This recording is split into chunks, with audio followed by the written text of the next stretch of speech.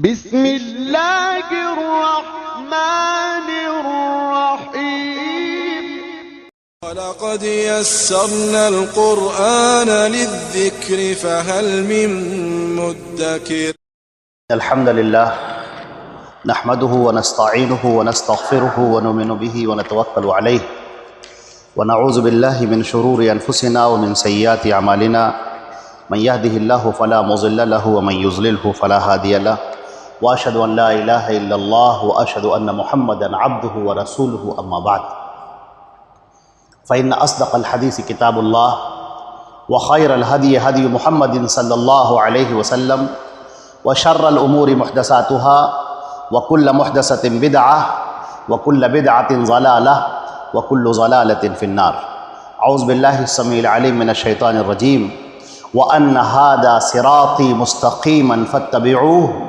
ولا تتبعوا السبل فتفرق بكم عن سبيله ذلكم وصاكم به لعلكم تتقون۔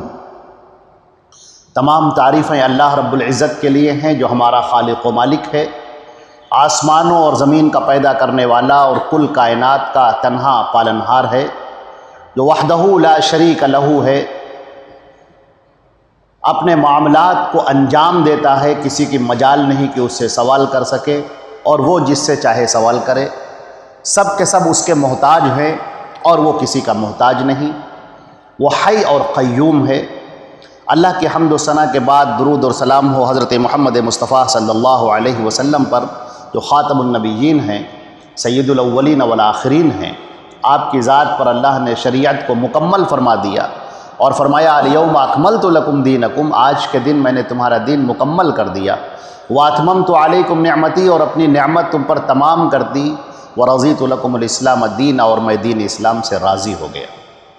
اللہ کا درود و سلام ہو تمام انبیاء کرام پر، اس کی رحمتیں اور برکتیں ہوں تمام صحابہ کرام اور صحابیات پر، اور کل مومنین موحدین و موحدات پر۔ حضرات گرامی، یہ میں نے آج جو آیت پڑھی ہے، اللہ رب العزت نے ارشاد فرمایا وَأَنَّ هَذَا صِرَاطِي مُسْتَقِيمًا، اور یہ میرا سیدھا راستہ ہے، صراط مستقیم ہے، فَاتَّبِعُوهُ، اس کی پیروی کرو، وَلَا تَتَّبِعُوا السُّبُلَ فَتَفَرَّقَ بِكُمْ عَنْ سَبِيلِهِ، اور اس کو چھوڑ کر دوسرے راستوں کی پیروی مت کرو، ورنہ شیطان تم کو راستے سے گمراہ کر دے گا۔ اللہ تمہیں اس چیز کی وصیت کر رہا ہے، یعنی تاکیداً یہ بات کہی جا رہی ہے، شاید کہ تم اس بات کو سمجھ سکو اور تقوی والے بن جاؤ۔ ہم دیکھتے ہیں کہ اللہ رب العزت نے جو دین نازل فرمایا، اس دین کے اندر اللہ نے سرفرازی رکھ دی ہے، انسان کی کامیابی رکھ دی ہے، اور وہ کامیابی جو دنیا کی بھی کامیابی ہے اور آخرت کے بھی کامیابی ہے۔ آخرت کی کامیابی کا مطلب ہے اللہ رب العزت کی جنت کا حصول، اس کی خوشی کا، اس کی رضا کا حصول، اور دنیا کی کامیابی کا مطلب ہے کہ یہاں پر عزت ہو، سرفرازی ہو، بلندی ہو۔ اللہ رب العزت نے حضرت محمد مصطفیٰ صلی اللہ علیہ وسلم سے پہلے بھی جو انبیاء کرام بھیجے، جن میں سیدنا موسیٰ علیہ السلام، حضرت عیسیٰ علیہ السلام، حضرت داؤد علیہ السلام، ان کے نام بہت نمایاں ہیں۔ حضرت موسیٰ اور حضرت عیسیٰ علیہ السلام کو نبی کریم صلی اللہ علیہ وسلم نے اولو العزم من الرسل کہا ہے۔ اللہ رب العزت نے ان لوگوں کے لیے جہاں حضرت موسیٰ اور عیسیٰ علیہ السلام بھیجے گئے، جنہیں بنی اسرائیل کہا جاتا ہے، اللہ نے ان کے لیے بڑی عزتوں کا فیصلہ کیا، بڑی سرفرازی کا فیصلہ کیا۔ سورہ بقرہ میں اللہ رب العزت نے ارشاد فرمایا یا بنی اسرائیل اذکروا نعمتی التی انعمت علیکم وانی فضلتکم علی العالمین، اے بنی اسرائیل یاد کرو اس وقت کو جب ہم نے تم کو پوری دنیا پر فضیلت دے دی تھی، پوری دنیا پر ہم نے تم کو فضیلت دی تھی، یاد کرو اس وقت کو۔ غور کرنے کی بات یہ ہے کہ یہ کیا فلسفہ ہے۔ اللہ رب العزت نے دین نازل فرمایا، دین کے اندر کامیابی رکھی، کامرانی رکھی، دنیا اور آخرت کی بھلائیاں رکھیں، اللہ رب العزت نے اپنی رضا اس کے ساتھ میں منسلک فرما دی۔ پھر یہ بنی اسرائیل کا جو اللہ رب العزت نے تذکرہ فرمایا، یہ کیا ہے؟ اس کے پیچھے وجہ کیا ہے؟ امت محمدیہ سے جو بات کہی جا رہی ہے، اللہ کے نبی صلی اللہ علیہ وسلم کے اوپر جو قرآن پاک نازل کیا جا رہا ہے، تذکرہ اس کے اندر بنی اسرائیل کا ہو رہا ہے، آخر اس کے پیچھے کیا راز ہے؟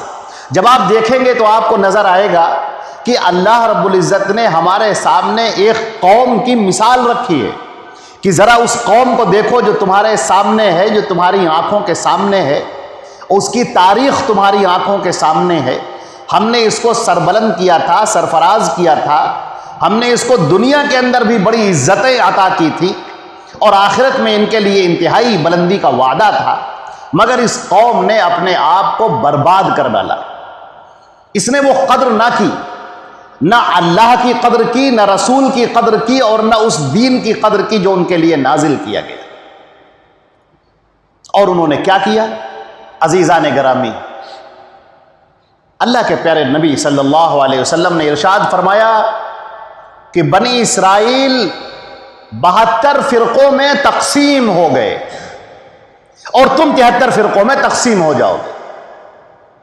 صحابہ کرام نے کہا، آپ نے فرمایا کہ سب جہنم میں جائیں گے سوائے ایک کے۔ صحابہ کرام نے پوچھا، اللہ کے رسول وہ کون لوگ ہوں گے جو جنت میں جانے والے ہوں گے؟ آپ نے فرمایا، جس پر میں ما انا علیہ و اصحابی، جس پر میں ہوں اور میرے صحابہ ہیں۔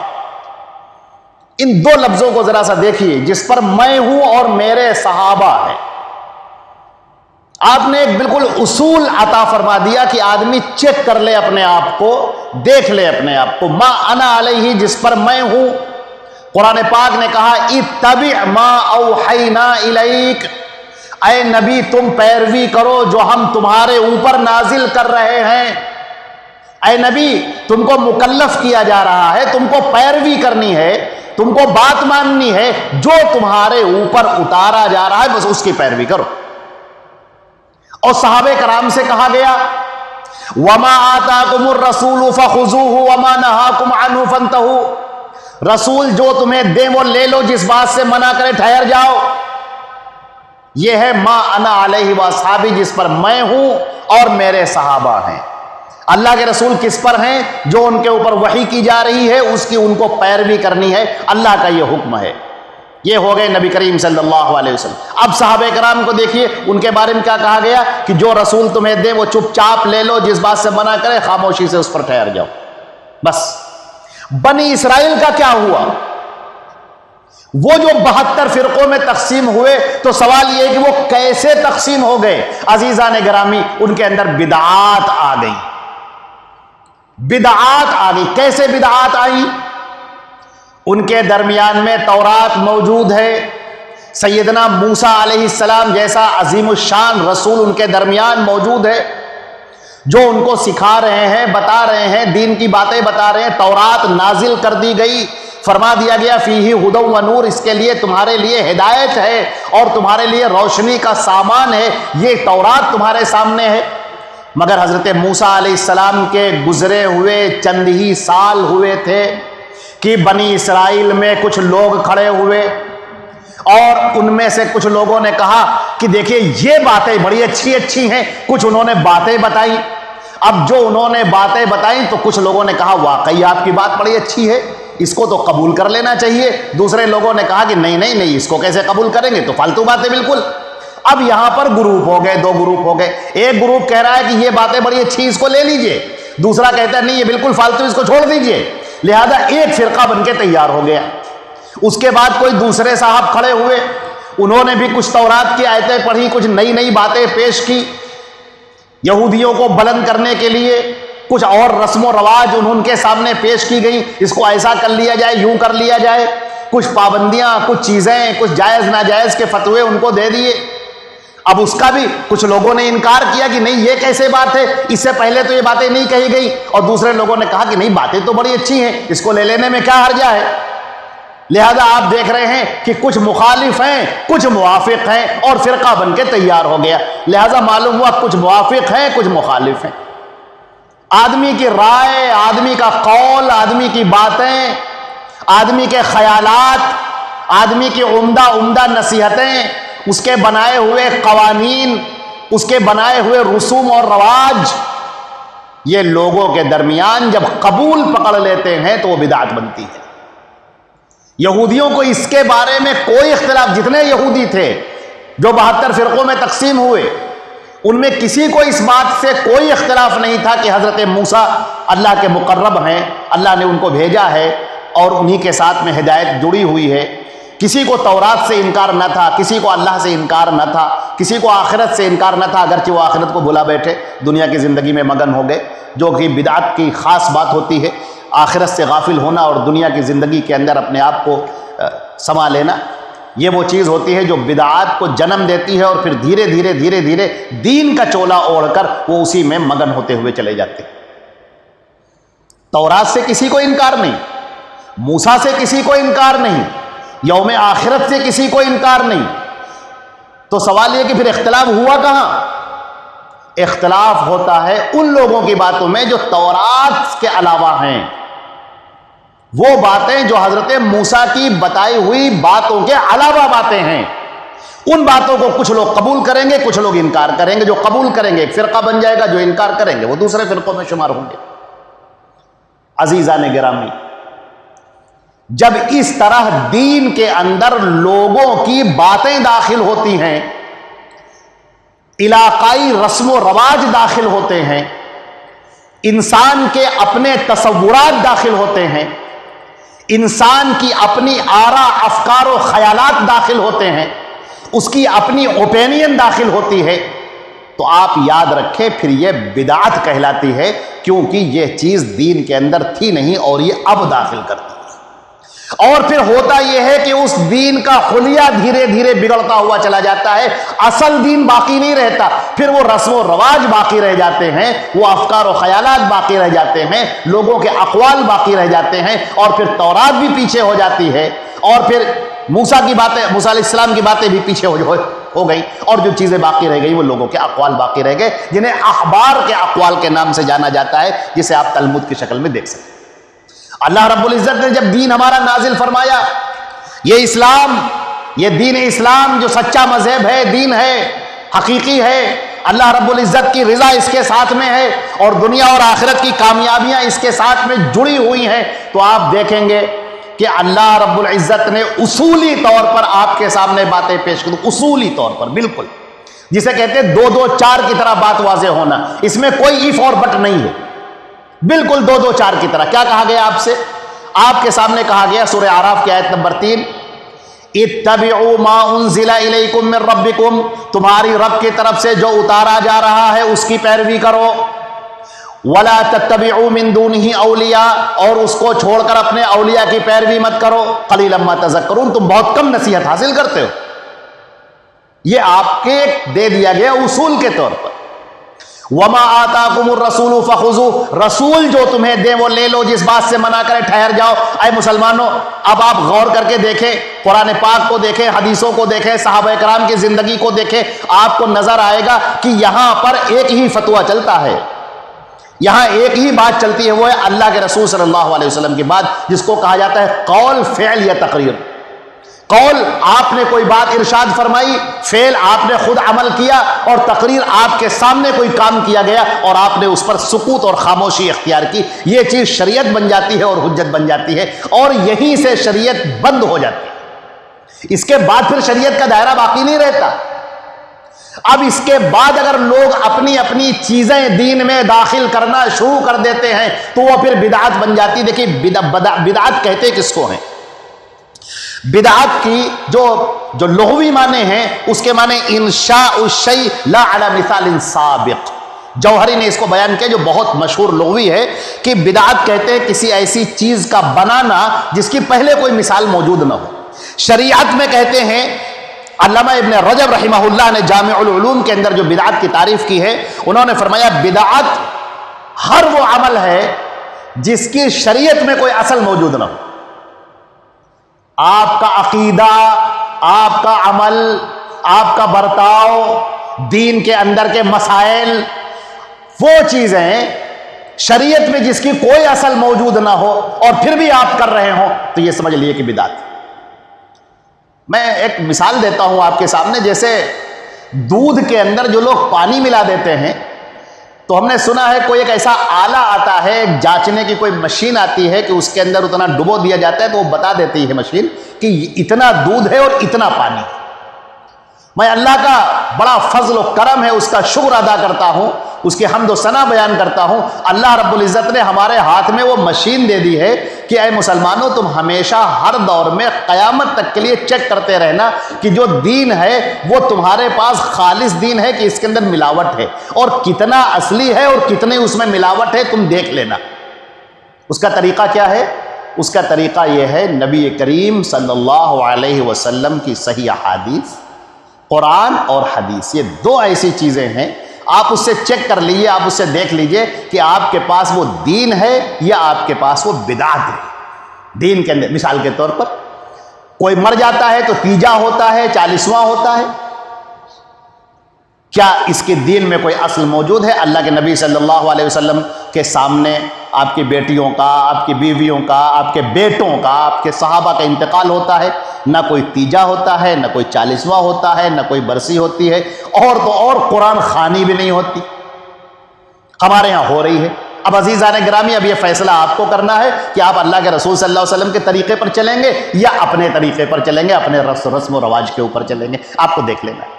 نبی کریم صلی اللہ علیہ وسلم روزہ رکھا کرتے تھے، صحابہ کرام کو روزہ رکھنا سکھایا کرتے تھے، روزے کے مسائل بتایا کرتے تھے، سحری کے مسائل بتایا کرتے تھے، افطار کے مسائل بتایا کرتے تھے، ایسے سحری کرنا ہے اور ایسے نہیں کرنا ہے، اس چیز سے روزہ ٹوٹ جاتا ہے اور اس چیز سے روزہ نہیں ٹوٹتا، ساری تفصیلات بتا رہے ہیں۔ لیکن کبھی آپ نے نہیں بتایا کہ تم ایسا کرنا کہ نیت یہ کرنا بصوم غد نویت للہ تعالی من شہر رمضان، یہ کبھی نہ کرنا۔ آج ہمارے ہاں جنتریاں چھپتی ہیں، کارڈز چھپتے ہیں، باقاعدہ اس پر لکھا ہوا بصوم غد نویت للہ تعالی من شہر۔ اب آپ دیکھ سکتے ہیں ایک طرف سنت ہے، ایک طرف بدعت ہے، ایک طرف نبی پاک صلی اللہ علیہ وسلم کا طریقہ ہے اور ایک طرف آپ کا اپنا بنایا ہوا طریقہ ہے۔ اب عزیزان گرامی، بالکل دل پر ہاتھ رکھ کر سچے طریقے سے بتانا کہ تم نبی کے طریقے سے الگ ہٹ کر چلو گے تو کیا تمہیں عزتیں ملیں گی؟ آپ سوچ کے دیکھیے تھوڑا۔ میں آ کے آپ کو مثال دیتا ہوں، ایک چھوٹی سی مثال ہے۔ ترمذی کے اندر کتاب الادب میں بیان کیا گیا، حضرت نافع مولا ابن عمر رضی اللہ تعالیٰ عنہ بیان کرتے ہیں، نافع بیان کرتے ہیں، عبداللہ ابن عمر رضی اللہ تعالیٰ عنہ بیٹھے ہوئے ہیں کہ ایک صاحب کے چھینک آئی، انہوں نے کہا الحمدللہ والصلاۃ علی رسول اللہ۔ عبداللہ ابن عمر جو صحابی رسول ہے وہ چونک اٹھے، انہوں نے کہا ارے یہ کیا کہہ رہا ہے تو؟ ارے ہم بھی یہ کہہ سکتے ہیں، درود تو ہم بھی پڑھ سکتے ہیں، اللہ کی حمد و ثنا تو ہم بھی بیان کر سکتے ہیں، سبحان اللہ، الحمدللہ، لا الہ الا اللہ تو ہم بھی پڑھ سکتے ہیں، ولیکن ما علمنا رسول اللہ صلی اللہ علیہ وسلم ہکذا، لیکن اللہ کے رسول نے ہمیں یہ نہیں سکھایا کہ جب چھینک آئے تو ہم کہیں الحمدللہ والصلاۃ علی رسول اللہ، یہ ہمیں اللہ کے رسول نے نہیں سکھایا، ہمیں تو الحمدللہ سکھایا ہے۔ دیکھیے ان کو یہ بات بھی گوارا نہیں ہے کہ ایسے موقع پر آپ درود پڑھیں، نہ، کیونکہ نبی کے طریقے سے ہٹا ہوا ہے۔ میں آپ کے سامنے ایک سیدھی مثال دیتا ہوں، مسجد میں آپ داخل ہوتے ہیں تو آپ دعا پڑھتے ہیں، اللہم افتح لی ابواب رحمت، درود پڑھتے ہیں، پھر دعا پڑھتے ہیں۔ آپ اگر سوچیں کہ یہ دعا تو بڑی اچھی ہے، کیوں نہ ایسا کیا جائے کہ جب ہم مسجد سے نکلنے لگے تب اس کو پڑھیں، یا جب ہم وضو کر لیں تب اس دعا کو پڑھا کریں، کیونکہ دعا بڑی اچھی ہے یہ۔ تو عزیزان گرامی، غلط ہو جائے گا یہ، میرے بھائیوں، میرے دوستوں، یہ غلط ہو جائے گا یہ۔ نبی کے بتائے ہوئے طریقے سے آپ ہٹ جائیں گے، اور یہی سب سے بڑی گمراہی ہے۔ شیطان آپ دینداروں کو دین کے راستے سے گمراہ کرے گا، دنیا داروں کو دنیا کے راستے سے گمراہ کرے گا۔ آپ کے اندر بڑا دین کا مزاج ہے تو پھر آپ کو دین کی لائن سے وہ گمراہ کرے گا۔ ہم آپ کو اس کی مثال دیتے ہیں۔ مثال امام دارمی رحمہ اللہ نے بیان کی ہے کہ ابو موسیٰ اشعری رضی اللہ تعالیٰ عنہ تیزی سے پہنچے عبداللہ ابن مسعود کے ہاں اور کہنے لگے ذرا اس امت کی خبر لیجئے، دیکھیے چل کے کیا ہو رہا ہے کوفے کی جامع مسجد کے اندر۔ عبداللہ ابن مسعود گئے تو کیا دیکھتے ہیں کہ ایک بوڑھا آدمی بیٹھا ہوا ہے اور ارد گرد اس کے حلقہ لگا ہوا ہے، وہ کہتا ہے لا الہ الا اللہ تو سارے لوگ کہتے ہیں لا الہ الا اللہ، وہ کہتا ہے سبحان اللہ تو سارے لوگ کہتے ہیں سبحان اللہ۔ عبداللہ ابن مسعود عین اس کے سر کے اوپر جا کر کھڑے ہو گئے اور چہرہ ان کا سرخ گلار غضبناک۔ اس نے جو بوڑھے نے دیکھا، صحابی رسول ہیں بہرحال، ان کو سر اٹھا کر دیکھا، کہا اللہ اے صحابی رسول آپ خفا کیوں ہو رہے ہیں، کس بات پر؟ تو انہوں نے کہا کہ ابھی اللہ کے رسول صلی اللہ علیہ وسلم کا کفن بھی بوسیدہ نہیں ہوا، ان کے برتن بھی نہیں ٹوٹے، اور تم نے دین میں نئی باتیں ایجاد کر لی۔ اس نے کہا واللہ ما اردنا به الا الخیر، صحابہ رسول اس میں غلط کیا ہے؟ ارے سبحان اللہ پڑھ رہے ہیں، الحمدللہ پڑھ رہے ہیں، لا الہ الا اللہ پڑھ رہے ہیں، اللہ اکبر، اس میں کیا خرابی ہے؟ اس میں کوئی گناہ کی بات ہے؟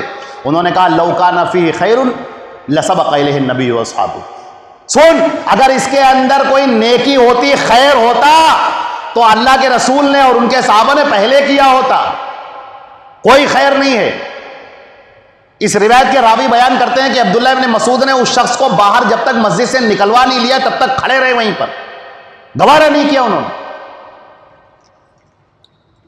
حضرت عائشہ رضی اللہ تعالی عنہا ارشاد فرماتی ہیں، بخاری کی بھی روایت ہے اور مسلم کی بھی روایت ہے، من عمل عملا، جس نے کوئی ایسا کام کیا، لیس علیہ امرنا، جس کے اوپر ہمارا حکم نہیں ہے، فہو رد، تو وہ پھینک دینے کے لائق ہے۔ ایک اور روایت میں ہے من احدث فی امرنا ھذا ما لیس منہ ما لیس فیہ فہو رد، جس نے کوئی ایسی چیز ایجاد کی جو ہمارے دین میں نہیں ہے، فہو رد، تو وہ شے پھینک دینے کے لائق ہے۔ میرے دوستو، یہاں پر بہت سارے لوگ کہتے ہیں کہ اچھا صاحب یہ دیکھیے ہیلی کاپٹر دیکھ رہے ہیں آپ، موٹر سائیکل دیکھ رہے ہیں، ہاتھ میں گھڑی باندھے ہوئے، موبائل لے کر چل رہے ہیں آپ، اور کار پہ بیٹھتے، تو یہ سب بدعت نہیں ہے کیا؟ ارے کیا بے وقوفی کی بات ہے! اللہ کے رسول دین بتانے کے لیے آئے تھے کہ آپ کے گھر کا فرنیچر کیسے بنتا ہے وہ بتانے کے لیے آئے تھے، آپ مکان کیسے بنائیں اس کی ڈیزائننگ کرنے کے لیے آئے تھے کیا؟ اللہ کے نبی صلی اللہ علیہ وسلم آپ کو دین بتانے کے لیے آئے تھے۔ بدعات کی جو بھی بات ہو رہی ہے وہ دین کے تعلق سے ہو رہی ہے۔ اللہ کے رسول نے جو دین پیش کیا ہے اس میں قطر بیوت مت کرو، اس کے اندر اضافہ نہ کرو، اس کے اندر گھٹاؤ نہیں، اس کے اندر اپنی باتیں مت داخل کرو۔ اب رہ گئی تمہاری دنیا کے حالات، نبی کریم صلی اللہ علیہ وسلم نے فرمایا انتم عالم بامور دنیاکم، تم اپنے دنیا کے معاملے میں تم زیادہ بہتر جانتے ہو، تم اپنے دنیا کے تمہارے گھر کی ڈیزائن کیسی ہو، تمہارے گھر کا فرنیچر کیسا ہو، اب یہ اللہ کے رسول صلی اللہ علیہ وسلم بتانے کے لیے آپ کو تھوڑی آئے ہیں۔ آپ ہاتھ میں گھڑی باندھتے ہیں یا ہاتھ میں کون سی اسٹائل کی گھڑی باندھتے ہیں، اب یہ بتانے کے لیے وہ تھوڑی آئے ہیں آپ کو۔ لہذا یہ کار کی مثال دینا، فرنیچر کی مثال دینا، ہیلی کاپٹر اور ہوائی جہاز کی مثال دینا، یہ قیاس مال فارغ ہے، فالتو کی باتیں ہیں۔ یہ جس چیز پر سونا تولا جاتا ہے اس ترازو کے اوپر لکڑی یا کوئلہ نہیں تولا جاتا۔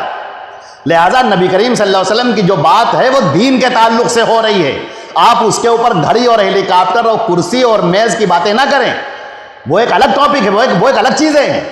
لہذا آپ یاد رکھیں کہ جس نے ہمارے دین کے اندر کوئی نئی بات ایجاد کی جو اس میں سے نہیں ہے تو وہ شے پھینک دینے کے لائق ہے۔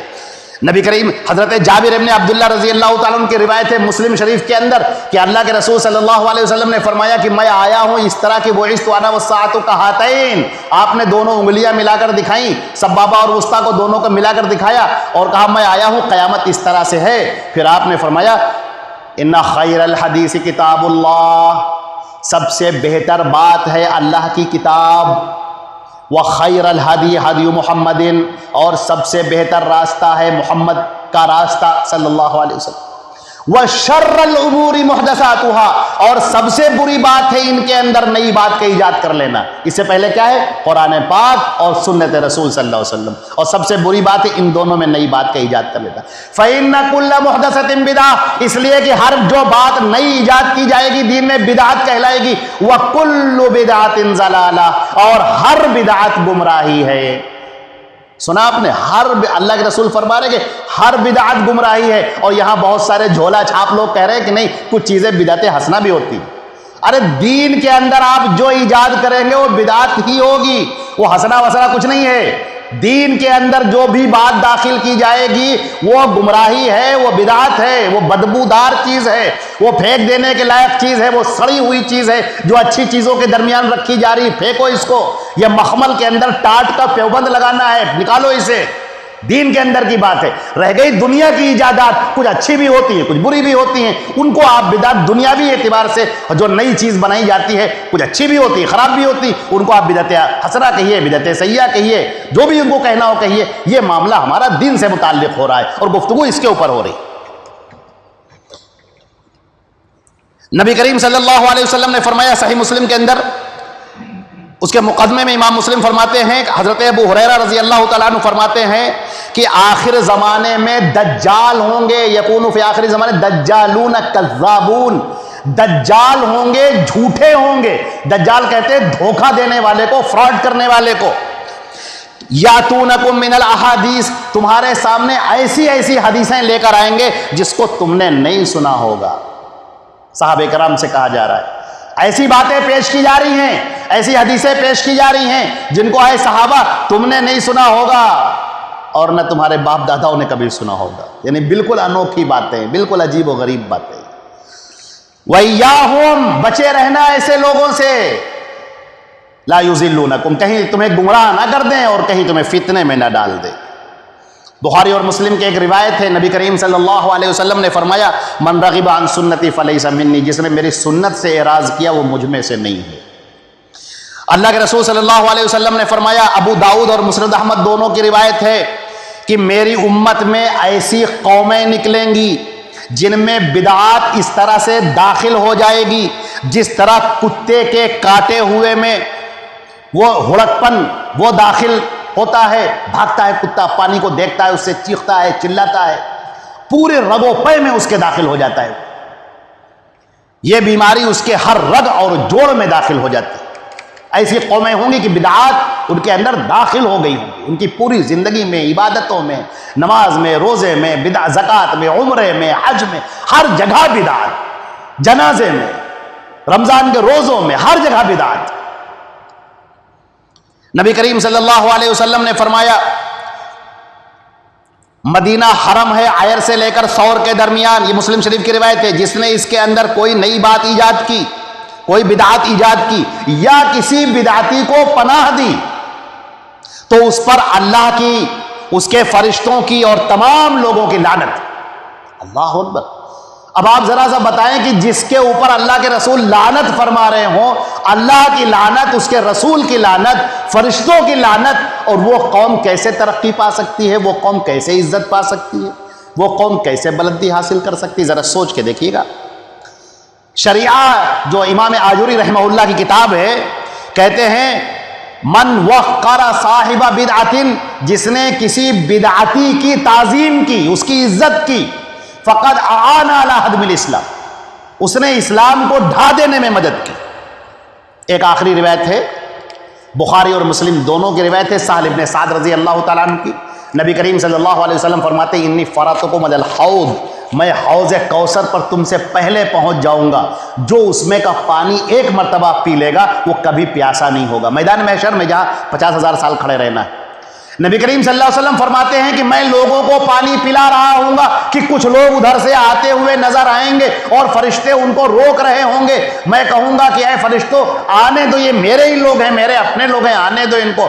فرشتے کہیں گے انک لا تدری، آپ نہیں جانتے، ما احدثوا بعدک، کہ آپ کے بعد انہوں نے کیا کیا دین میں نئی نئی باتیں ایجاد کر لی. یہ بات سن کر اللہ کے رسول صلی اللہ علیہ وسلم غصے میں فرمائیں گے، غضبناک ہو کر فرمائیں گے سحقن سحقن لما غیروا بعدی، دور کرو ان کو میری نگاہوں کے سامنے سے، انہوں نے میرے دین کو بدل دیا.